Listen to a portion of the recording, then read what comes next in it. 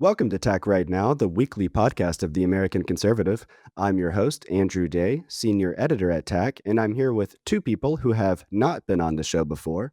One is Rob Malley, a Middle East advisor to multiple Democratic presidents going back to President Bill Clinton, lead negotiator on the 2015 Joint Comprehensive Plan of Action, aka the Iran nuclear deal, and author of a new book, co-authored with Hussein Agha, entitled Tomorrow is Yesterday: Life, Death, and the Pursuit of Peace in Israel-Palestine. Rob, thank you so much for joining us on Tech Right Now. Thanks for having me. And I should also introduce the newest addition to our staff here at the American Conservative, Harrison Berger. Harry's been writing for us for a few months now, and it's good to have him on staff. Harry, because I've forgotten, can you remind me, what is your title and where are you coming from? What was your last job? So I'm a correspondent here now at American Conservative, and previously I was with Glenn Greenwald's System Update. Very nice. So, Rob, as I mentioned, you've published a book called Tomorrow is Yesterday. It's really beautifully written. There's a kind of literariness to the style, even as the book is very unsentimental, I would say, in its analysis. And in the book, you and your co-author reflect on the many years, decades, in fact, that you've spent trying to help resolve the Israel-Palestine conflict. Obviously, that conflict remains unresolved. And you're very critical of U.S. efforts to find a neat, logical solution to this very messy conflict. I know this is a big question, but perhaps I can kind of set the table for our discussion and give listeners an understanding of the perspective you take in your book. But can you explain what most fundamentally U.S. policymakers across multiple administrations, and perhaps Americans in general, have misunderstood about the Israel-Palestine conflict and perhaps about Israelis and Palestinians? Yeah, so let me start by saying if we are very critical of the U.S. Performance on this file, it's sort of it's axiomatic, right? I mean, compare where we were in 1993 when the U.S. under President Bill Clinton, who I served, took the helm of this process and said that they were going to try to achieve a solution, and ultimately became the two-state solution that they were trying to achieve. Compare that to where we are today. Compare it even to before October 7th. On almost every measure, things are worse. It's worse in terms of how far we are from the two-state solution, the realities on the ground, the feelings of both sides, Israelis and Palestinians, the hatred, the lack of trust. Everything has moved in the wrong direction. So just based on that, it's worth pondering what role the U.S. played and how it managed with all the power it had. Second observation I'll make is all the power it had that, just at the end of the Cold War, the U.S. was the sole superpower. It had asserted its primacy and its decision that it was going to be the keeper of the international order and the builder of the international order. And one president after another, it was true of President Clinton, it was true after a while of President George W. Bush, and it was true of President Obama, that they said that resolving the Israeli-Palestine conflict was one of their priorities. So huge amount of power, huge amount of leverage. One of the self-appointed priorities of the administrations of the U.S., and zero results. So either the power wasn't there or it was misused. But how could you have so much power and not be able to achieve a goal that you have assigned yourself? So that's the starting point of the discrepancy between the ability that the U.S. should have had and the result that it showed on the file that it had assigned the priority. Now, the reasons, that we could go through a whole list, it could take the full hour, from the biases of the U.S. to, even the notion that the U.S. would, as a mediator in a conflict between two sides that had such asymmetric power, Israel and the Palestinians, and the U.S. would side with the more powerful of the two. Its lack of understanding of the Palestinian history, Palestinian narrative, its inability to exercise leverage on both sides, Israeli or Palestinian. So all of that, and we go through some of it in the book. But at the most fundamental level, what we say is that the United States sort of misapprehended what the conflict was about. It's a very American trait to say, we're going to come in, we know the problem, we know the solution. It's a matter of sort of a rational drawing a line on the map. Who gets what part of the West Bank, who gets what part of Gaza, how are you going to figure out the security arrangements, and that's going to resolve a conflict, as if that's what the conflict was about. And it was always done at the exclusion of the issues that we raise in our books: history, emotions, the yearnings, the desire for dignity, the fears that each side has of the other. Those were viewed as kind of obstacles to the resolution of the conflict, but they were what the conflict was about. And so this misapprehension of what the beast was meant that you could never come to terms with it.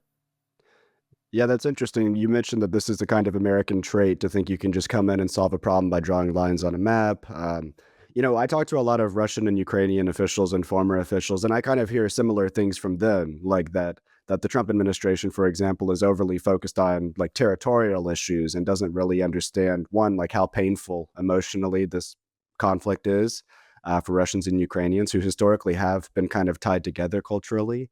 The Americans don't understand the gravity of the security concerns of both belligerents to the conflict. So I can kind of see what you mean, but I'm curious.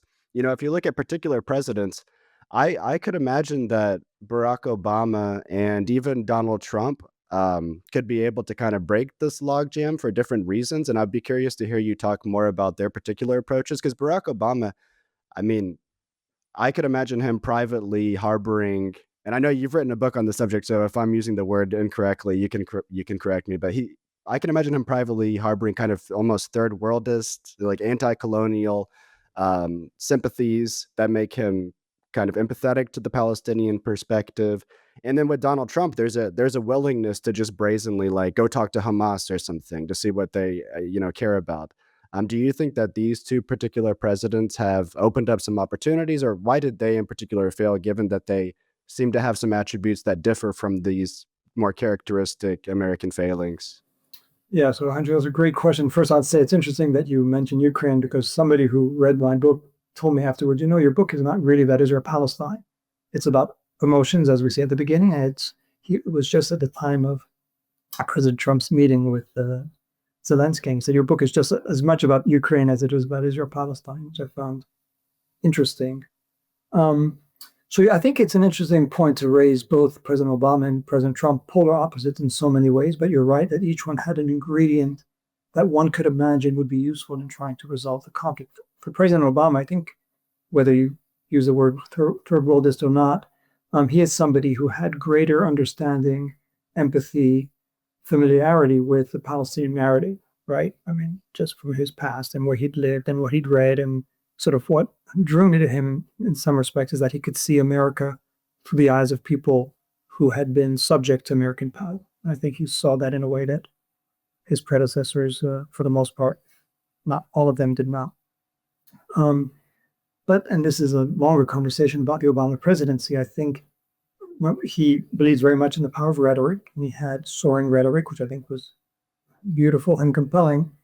But when it came to then using the power that America has and leverage that it has, there was a gap. And part of it, I think, does stem from the fact that he was the first Black president of the United States, and he feared that if he did things that were overly unconventional, unorthodox, he would lose whatever credibility he had. And that applied not just to this issue, but to a number of issues. I think I've thought of him as a president who was interrupted mid-sentence, if you will. But he had ideas, but he never, not just on this issue, but a number of them, he never carried them to the logical conclusion. And he, for example, once told us in a private small meeting, he said, it's irrational to expect then Prime Minister Netanyahu, but any Israeli prime minister, to act differently, given the incentives and disincentives that they face, right? The irrational thing is those who expect, just because they ask them to, the Israelis are going to act in a different way when the status quo is quite advantageous to them. And that was absolutely true, but it's also a mirror on his own presidency, because he was not prepared to put the kind of pressure on Israel that would have been required for them to change their calculus. Fast forward to President Trump. I mean, you said the two have failed.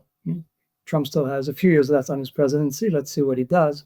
But already, I mean, a lot of the ways that he's dealt with this issue, I think the Trump administration doesn't understand the Palestinian narrative, doesn't understand that Palestinians have political aspirations, which is kind of odd. I've always thought, we as Americans wouldn't be prepared to sacrifice our dignity, our sovereignty, our self-determination, even if we were offered greater prosperity. But we expect that somehow other people, in particular, I think the Trump administration expected of many of the Iranians, North Koreans, and Palestinians, and Iranian leadership, So on the Palestinian side, I think the Trump administration has a amount of blind spots that were very evident in his first term. I think what is novel now, what are two things that have happened that, as you say, are interesting because they're quite heretical. Number one is a willingness to treat Israel as not any normal country, but some of the things that President Trump has said about Israel. Imagine if one of his predecessors had said it, and he really is able to put pressure and simply tell Israelis, well, this is how it's going to have to be, or else. I don't want to go too far. The relationship between the US and Israel is still a very special one, even under President Trump. But there is a willingness to put his foot down that I haven't encountered with his predecessors. And then the second thing is what you mentioned, which is a willingness to sort of throw dogma and orthodoxy out the window and say, if the conflict is between Israel and Hamas, yeah, we're going to speak to Hamas. And if the hostages are being held by Hamas, of course we're going to have to negotiate with them. And he doesn't even seem to give it a second thought, which is particularly refreshing. As I say, you recount in the book, when I was advising President Obama, this is 2008, he was not president yet, he was a senator running for office. I got caught up because as part of my work for the International Crisis Group, I'd had meetings with Hamas leaders, because our philosophy was you talk to all parties in conflict. And I was booted from the campaign, not because I was an official meeting with Hamas, but as a private citizen working for a not government organization who spoke to all parties. So that tells you a little bit about the two universes. No president would have even dreamt of opening a dialogue with Hamas. And here you have President Trump sending Steve Witkoff and Jared Kushner to deal with the leadership of the movement. It is something new. And as you say, maybe, whether it's President Trump or one of his successors, maybe by breaking that taboo, it makes things possible in the future that were not in the past. So I just have a quick question about the two-state solution, which you mentioned in your first answer. I think it's important to discuss just because it comes up so much in the discourse. There's really very few people, I think, left who believe that a two-state solution is a possibility anymore. That's because Gaza is more than 95% rubble. It's barely sustaining human life. And the West Bank is just completely annexed by Israel. There's a number of analysts who have just soured on the two-state solution because of that. And they argue actually that it was always out of reach, that the settlements and their constant expansion made this Palestinian state just impossible to create, that throughout each failed framework, removing settlements was never seriously on the table, meaning that if there was going to be a Palestinian state, it would always be bifurcated by Jewish-Israeli villages. Looking back on your own experience with these issues, are those analysts correct? Or was there at some point, in your view, a real two-state alternative on the table? So I think it's another great question, and we struggle with it in the book. I mean, I think there's a little bit of a tension in the book between, on the one hand, we do say that there were times where it seemed within reach.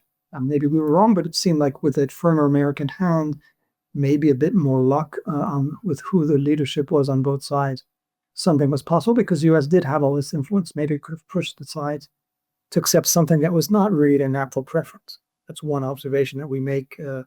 Two-state solution was not at the heart of what the Palestinian national movement was about, or the Zionist movement was about. Both of them had an attachment to all of the land between the famous river and the sea. So two-state solution was always somewhat of a difficult compromise for either side to make, but it is possible that there were times where it was at least realistic.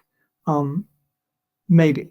We don't have the answer to that, but certainly today, and that goes to your question, where everything on the ground is pointing in a different direction. We've moved so far from what might have been possible, say 1993 or even 1998, 2000, to where we are today, that it does seem like it's illusory. And as you also mentioned, there's some, particularly Israelis, who had predicted decades ago already, given what was happening on the ground, that it wasn't possible.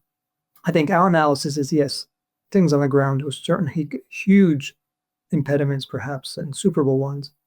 But even more profoundly, the attitudes of both sides that just said neither Jewish Zionists nor Palestinians truly were in love with the idea of a two-state solution. It was something that they surrendered to or they acquiesced to, but it was not where their heart was. It was where their head led them when others were pushing them in that direction. But if they had a way out, they took the way out because it was not their natural inclination. So it's always going to be an uphill battle. And that was an uphill battle that the U.S. mismanaged for the reasons I was giving to Andrew earlier. And so it just seemed like whether it was possible or not is kind of a moot question. Maybe with a perfect alignment of stars, we would have reached it. But A, perfect alignment of stars rarely happened in history. And B, even if it had been reached, it's hard to know whether it would have been sustained. Because I think at one point or another, Israelis or Palestinians would have rebelled against the concessions that they made. I have a question about what's happening in Gaza and what happened under the Biden administration. We constantly received these coordinated leaks from the White House that President Biden was frustrated or angry with Netanyahu, all the while giving Israel every bomb and weapons package that they asked for as it imposed the siege on Gaza and carried out what the consensus of international human rights organizations describe as a genocide. And so we heard similar things from the Biden administration about desiring to re-enter a nuclear agreement with Iran, which I'll also ask you about later. But that too never happened. Why were both of those things the case?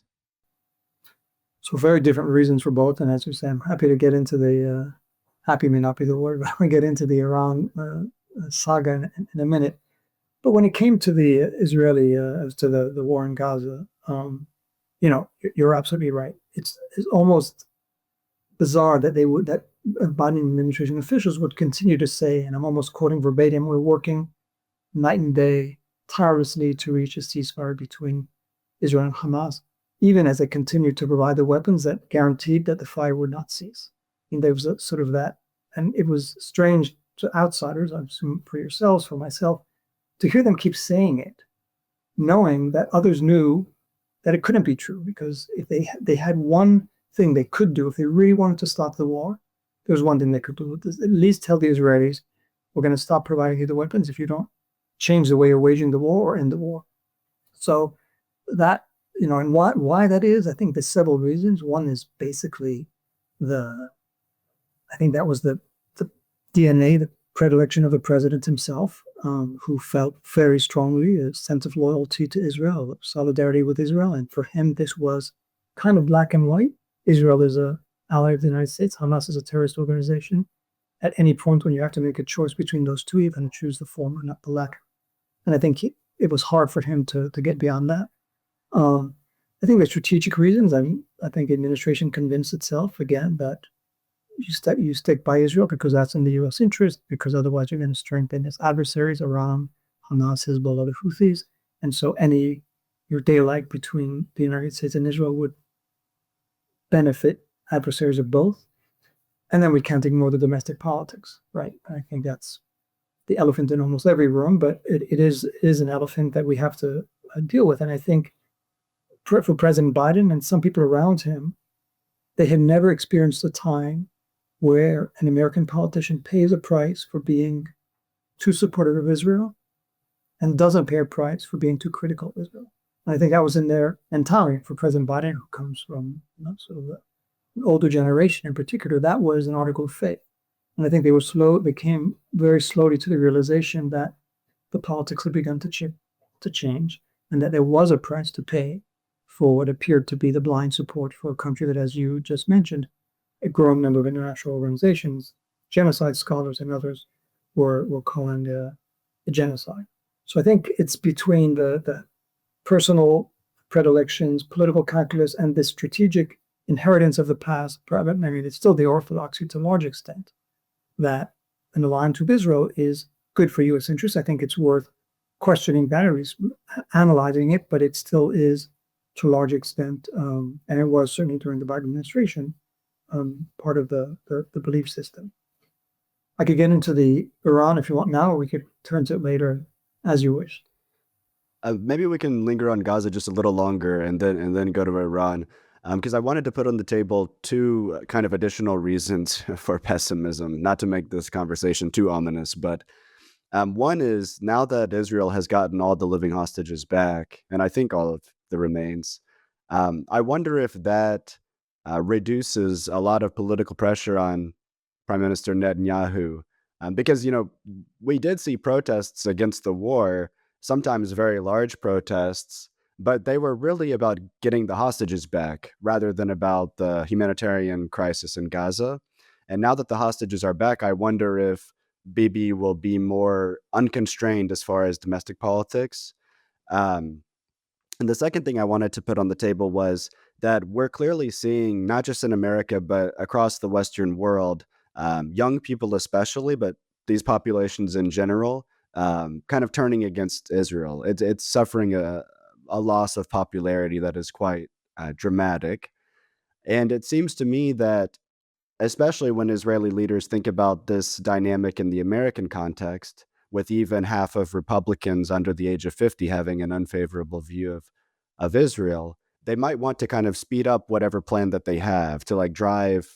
I don't know what they're planning exactly, but drive the Palestinians in the West Bank into Jordan and then find some place to put the Palestinians in Gaza, to kind of construct what's sometimes called a greater Israel. I don't know if you use that term, but am I reading the politics of this correctly, both the hostages and the decline in popularity? And can you talk a little bit about how you see this changing American perception of Israel and how it'll affect the special relationship going forward? Yeah, so listen, first, I think you're absolutely right. And again, we make the point in the book that neither October 7th nor Israel's response were outliers in their respective societies, that October 7th was, so I think, celebrated, or at least was viewed positively by a majority of Palestinians who felt for the first time in a long time that Israel was getting a taste of its own medicine. I think that's how they viewed it.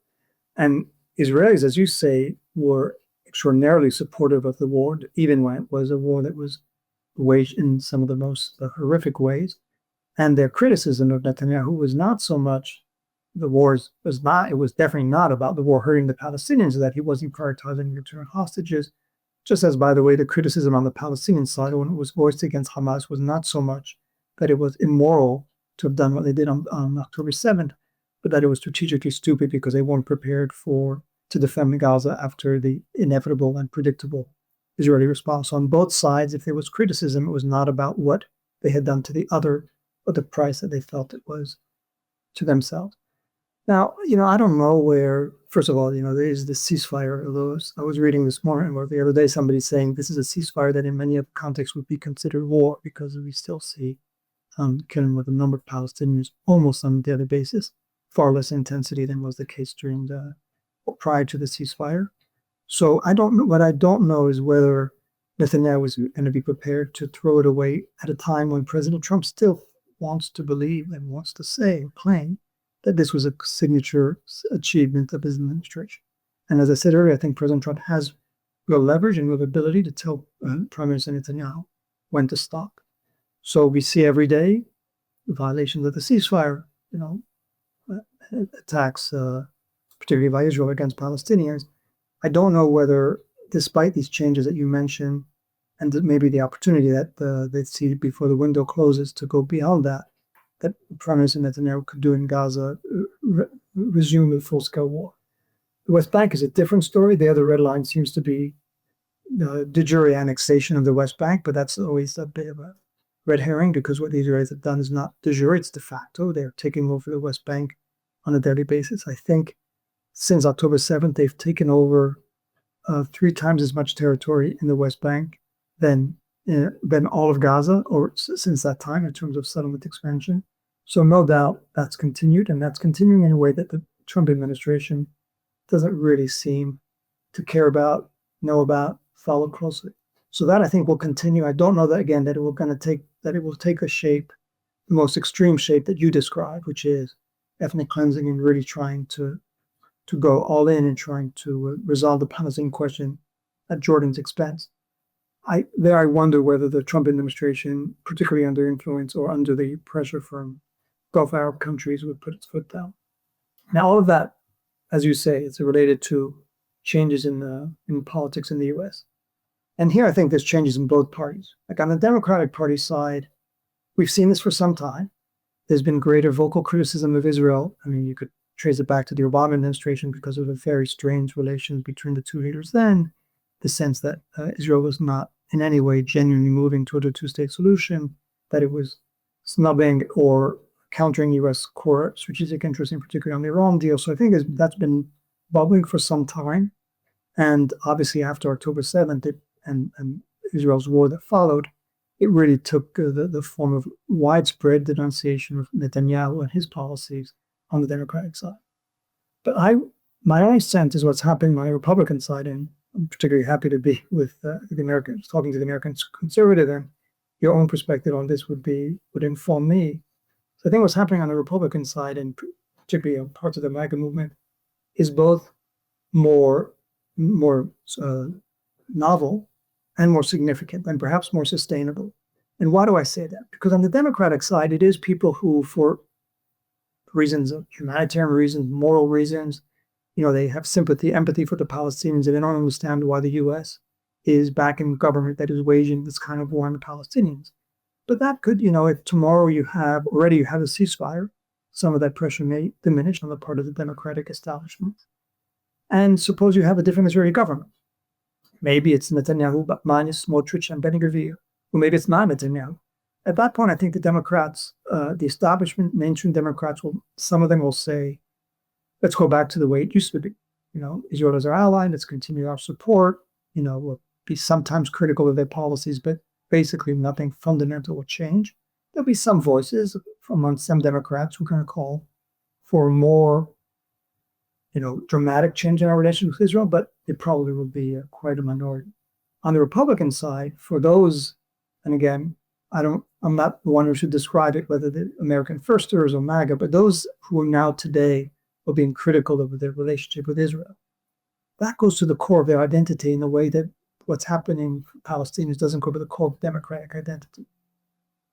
If you're America first, again, President Trump says he defines what America first is. Whoever defined it, it's not me. But my understanding is that for somebody who really believes in America first, it doesn't matter whether the war in Gaza is ongoing. It doesn't matter whether it's Netanyahu or Yair Lapid or Naftali Bennett as Prime Minister of Israel. What matters is the U.S. should not be providing this kind of monetary, financial, military support to any country, regardless of its policies, and it shouldn't be dragged into regional wars by any country, regardless of who's in power in that country. And America First that notion is core, intrinsic to a number of people on the Republican side, on Trump coalition side, in a way that you can't identify so much that coalition is not a Mamdava coalition and Democratic Party. So, and for me, it really came as a surprise. If somebody had told me a year ago that the MAGA movement would rupture over support for Israel, I never would have imagined that. But I think it is something that is quite significant. And if I were an Israeli today, I would worry more about what's happening on that side of the aisle than on the Democratic side. Yeah, well, I definitely think they do, in part because Netanyahu kind of placed his bet on the Republican Party during the Obama administration, which seems like, potentially a bad bet. It used to be the practice of Israeli governments to try to keep Democrats and Republicans on side rather than favoring one over the other. I just wanted to ask a follow-up because in addition to this America First Trump foreign policy idea and domestic policy idea that is expressing itself as a certain wariness about Israel, we are seeing a rise of anti-Semitism, I would say. During the Biden administration, anti-Semitism conversations usually focused on like university protesters or something, and I was always kind of skeptical that anti-Semitism actually was driving those protests, at least fundamentally. But I do think it's correct that the right is seeing a rise of actual anti-Semitism right now, and obviously there's principled reason to oppose that. But I'm also thinking practically and politically, it seems to me that one problem in Israel is this perception of anti-Semitism as being this kind of universal constant. Like it's always going to be there and they have to be on their guard at all times and eliminate their enemies. Maybe the Israel lobby here in the United States has a similar perspective on anti-Semitism. And so this rise of actual anti-Semitism and this, introduction of anti-Semitic ideas into the discourse, I see as very counterproductive in addition to being bad in its own right. Because it puts Israelis in kind of the mental and emotional state that has been kind of bad for solving this Palestine conflict, for example, for a long time. And I wanted to hear whether you think these concerns about anti-Semitism on the right are overblown, whether you think this is a more marginal phenomenon than I've kind of implied.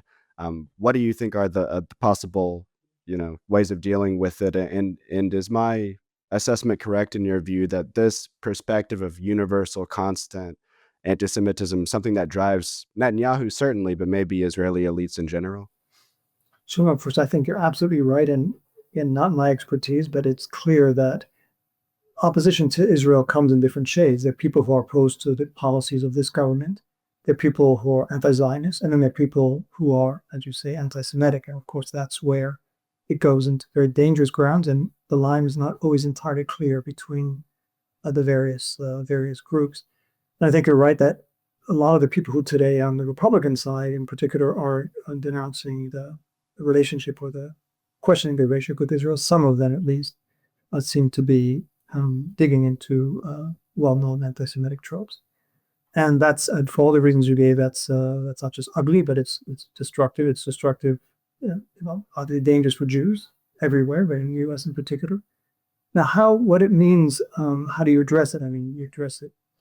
I think one way not to address it is to confuse anti-Zionism and anti-Semitism, or opposition to Israeli policies and anti-Semitism, not only because it's not right, but I think that it could boomerang and backfire, because there's this notion that there's an identity between Israel and the Jewish people everywhere, then opposition to Israel becomes opposition to Judaism and to Jews, and that's where the sort of the conflation of the two becomes dangerous on both ends. So again, I think it's something that one needs to watch very carefully, because you don't want to. I'm all in favor of having a critical view of our relationship with Israel. I've said this for a long time. I think we have to be much more focused on U.S. national interests and how those are sometimes served and sometimes disserved by our relationship with Israel.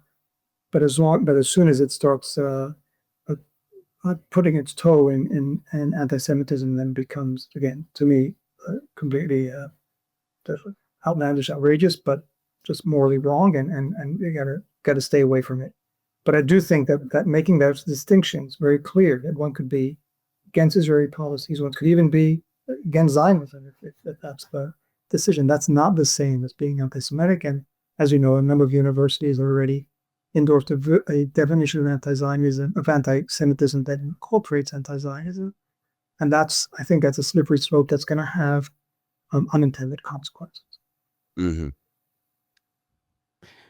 I want to ask you one question, or one more question about Gaza, and then we can move into Iran, starting with the news from yesterday that Israel broke its ceasefire in Gaza. They killed 36 Palestinian civilians, including 2 entire families. And this comes as UN report last month that in Lebanon too, despite the ceasefire, Israel continues to strike Lebanese territory almost daily. And it really does seem like no matter which party is in charge, Republicans or Democrats, and no matter which enemy Israel is facing, Israel will just continue to violate its own ceasefires with no pressure whatsoever from the United States to stick to the terms they agreed to. What do you think that President Trump should be doing now to enforce those ceasefires? Man, again, it's a tricky question, because I think it's become the new normal. And there's this expression that people have used to describe Israeli policy, which is to mow the lawn, which is what they did in Gaza. Every now and then they go in and get rid of military infrastructure, whatever they want to get rid of, and then leave and come back.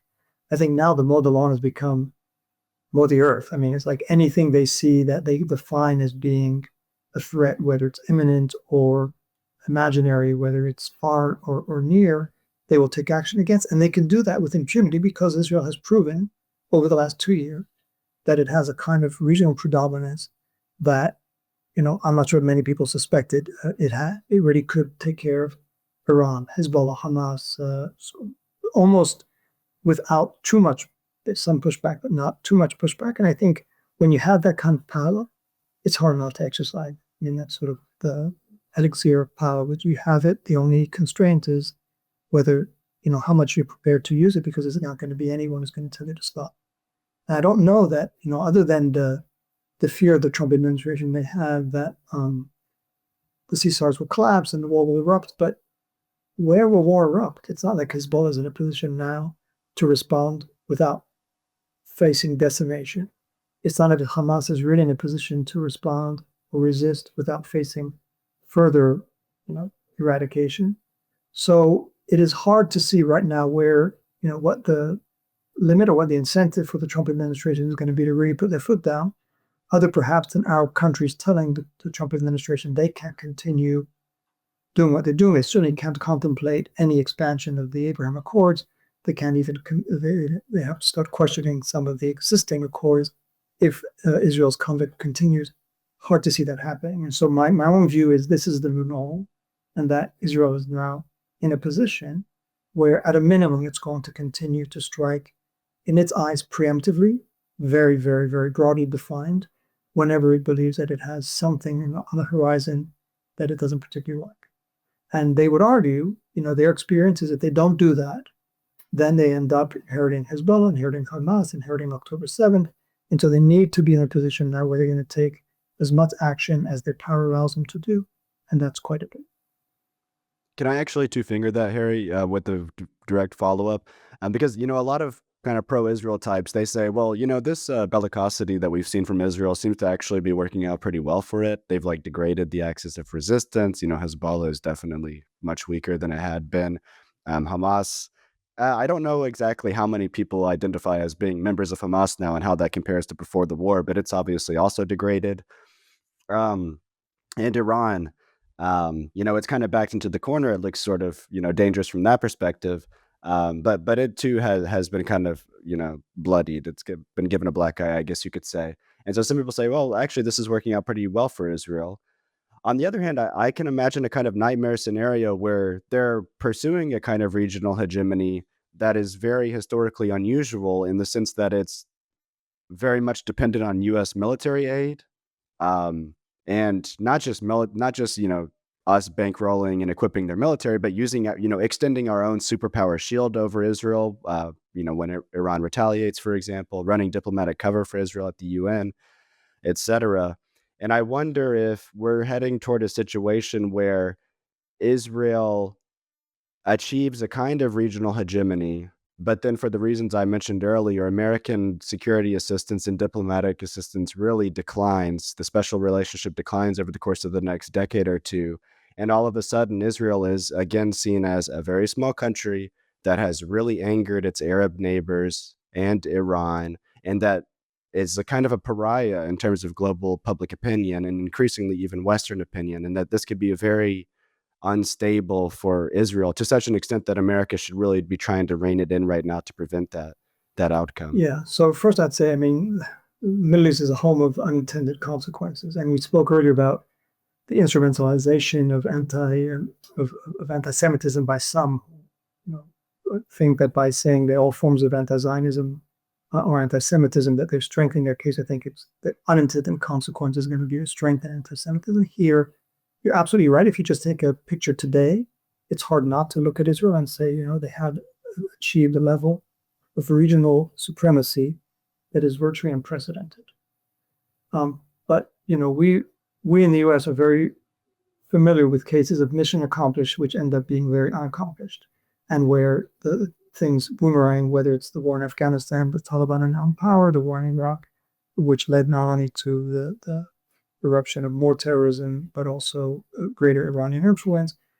Go back to Israel. Israel's invasion of southern Lebanon gave rise to Hezbollah.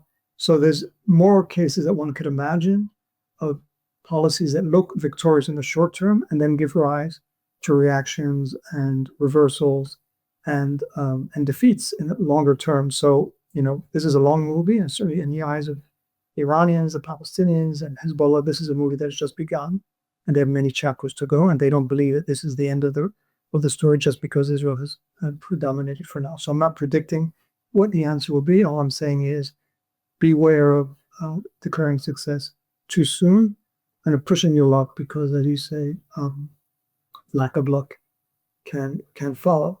But you also raise another point, which is, and goes back to our earlier conversation, which is to what extent is this going to promote the view in the U.S., well, Israel is so powerful, so wealthy, it has its military, why should we continue to bankroll it? Why should we continue to give it assistance?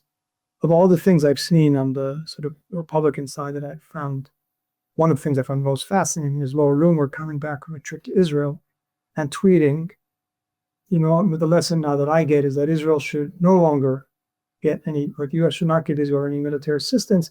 And she couches it as, that's one way that Israel will be able to maintain its freedom of action, because now with American assistance, Americans could tell them, stop fighting Hamas, stop fighting Hezbollah, don't strike Iran.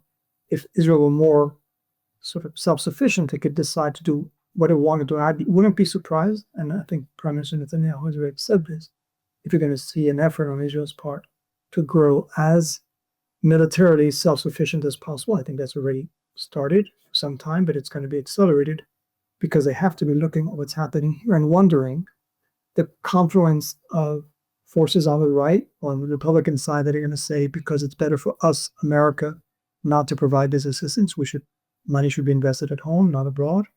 And the congruence of that, and some on the Democratic side who are going to say assistance to Israel is bad because of the suffering to Palestinians. At some point, do you see a shift in the political calculus here? So again, if I were an Israeli decision maker, I would be trying to find ways to wean myself off of American assistance. And again, I've heard recent interviews by Prime Minister Netanyahu in which he seems to be very well aware of that fact. I think we have time for one more question. I would like to hear a question, Harry, from you on Iran. It sounded like you already had one in mind. Yeah, well, I have. I'll merge them into two because I want to ask about the Biden administration and really their failure to secure this nuclear arrangement that was really a hallmark of Joe Biden's campaign to become president, that we were going to re-enter this deal, and we did not. I want to know why that happened, why that wasn't the case. But I'd also like to ask you about what happened just this past June in your own experiences working on this type of diplomacy and the sort of hawkish forces within, the Joint Chiefs of Staff and the national security state who might not agree with your approach and would favor military action instead. And I raise that question because there was reporting that, for instance, CENTCOM Commander General Kurilla was a key force in pushing for these airstrikes against Iran. This is a national security state figure whose ideas were basically prioritized over diplomats. So I want to ask you about your own experience with that. A lot to fit into that. I'll try to do my best not to go on for too long. But so, obviously I was the special envoy for Iran. And when I came into the Biden administration, my expectation was it's going to be a tough slog. We may not get there, but I thought the odds were in favor because I thought objectively both Iran and the U.S. were better served by a deal that would constrain Iran's nuclear program, something the Biden administration wanted to see, and lift at least partially economic sanctions on Iran, which I assumed Islamic Republic wanted to see. What was missing, and I say this more in hindsight than at the time, was a real political will, either on the part of President Biden or on the part of the Supreme Leader to reach a deal. I think for both of them, it was I don't know about second best, but it was an acceptable outcome, but it wasn't a necessary one. I think it was very clear from President Biden's side, this was a team during the campaign that had been very vocal against maximum pressure, saying pretty openly, maximum pressure has failed. We imposed the sanctions, or the Trump administration did. At the end of the day, Iran's nuclear program is far more advanced than it was prior to the reimposition of sanctions, and Iran's regional activity was not any less bellicose either. And yet, despite that, when the Biden administration takes over, I think there was this sense among some of the most senior officials, which was, you know what, maybe we didn't like the withdrawal from the deal. Yeah, we don't think the maximum pressure is a great idea. Why not take advantage of it? So let's use the additional pressure that we have to extract more concessions from Iran, which from the Iranian perspective, and I felt this at the time, was a complete non-starter because they felt they'd already paid the price for the withdrawal of the deal, violation of the deal by President Trump. Now they're going to pay a second time under the Biden administration because they're going to have to agree to more rigorous or tougher terms as a result of the first violation. So it never seemed like to me that it would work. It took a month or two, perhaps, for President Biden and his uppermost team to reach the same conclusion. By then, political time had been wasted. There was a new election that was about to occur in Iran, and hard-aligned forces were about to take over. But also, I think qualitatively, the time that was wasted eroded any sense on the Iranian side that there was a big difference between Biden and Trump.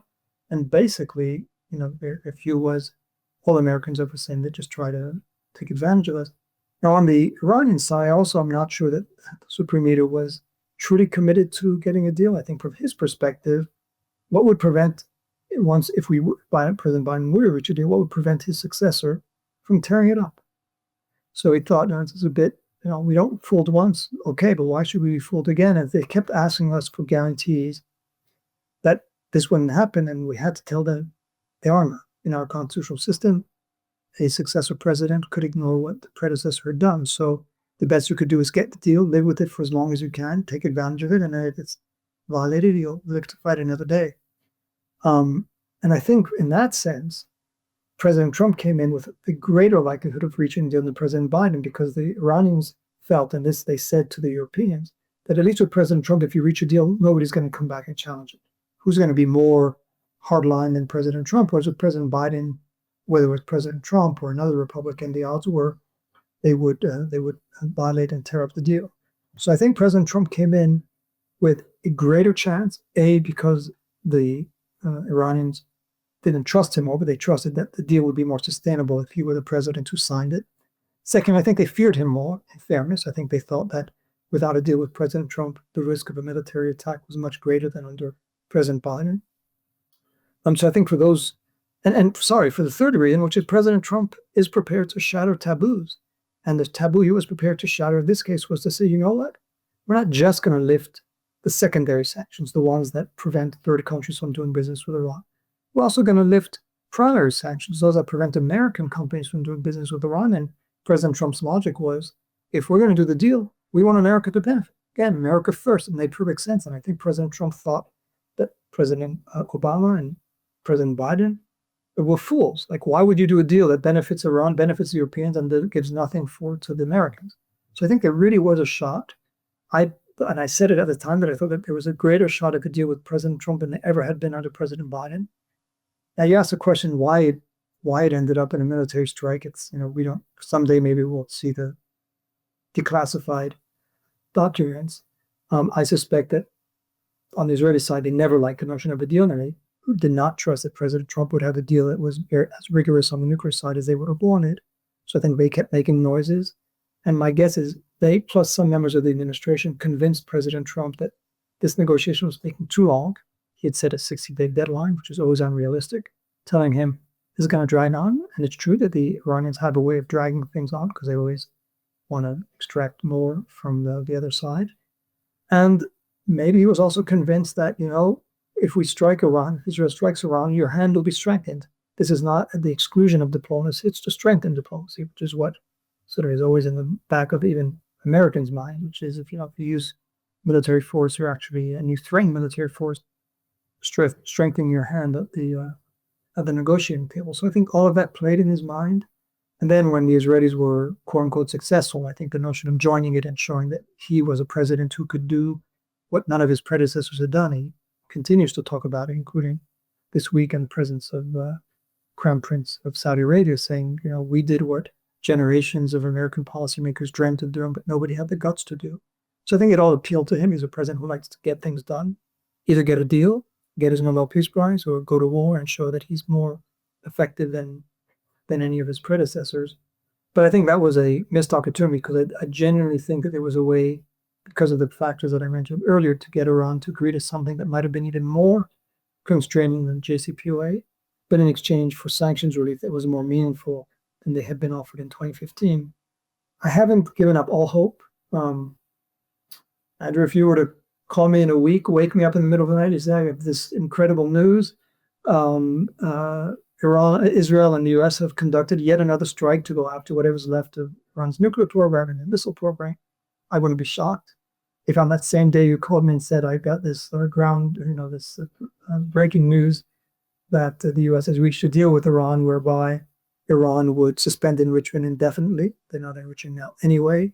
They would agree to inspections by the International Atomic Inspectors, and they agree to turn over the 400 kilograms of highly enriched uranium in exchange for the US prepared to invest in Iran and help rebuild Iran.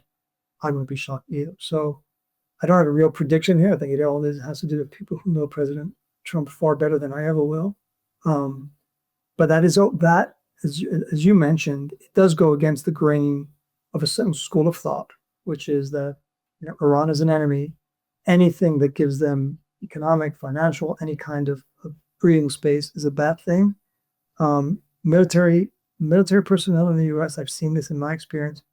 In some circumstances, they're very leery of going to war. In the case of Iran, it is colored by the fact that they still have the memory of the Iraq War, where they, not with bad reason, blame Iran for the death of many American soldiers because of the assistance that Iran gave to Shia militia. And so I think it's very hard for them, for a number of them, and I've spoken to them, to come to terms with the fact that a deal with Iran inevitably would mean more resources for Iran. And as long as this regime is in place, I think it's hard for them and for many others to swallow. I continue to think that diplomatic solution is by far superior to military one. But that sort of countervailing view is one that continues to have a lot of breathing space, not just, in the Republican Party, but also among many Democrats. So I think this brings us to the end of this episode. I want to thank our listeners for listening until the end and remind them they can watch these episodes on YouTube now. I want to thank you, Harry, for joining for the first time. And I especially want to thank you, Rob Malley, co-author with Hussein Aga of the new book, Tomorrow is Yesterday, Life, Death, and the Pursuit of Peace in Israel-Palestine. It's a great book, very readable, very informative, and I'm liking it a lot. I haven't quite finished yet. So thank you, Rob, for coming on. Great. Thank you for having me. It's a privilege to speak to an audience I don't often speak to. So thanks for having me. Okay. Take care. Yep. Thank you for joining us.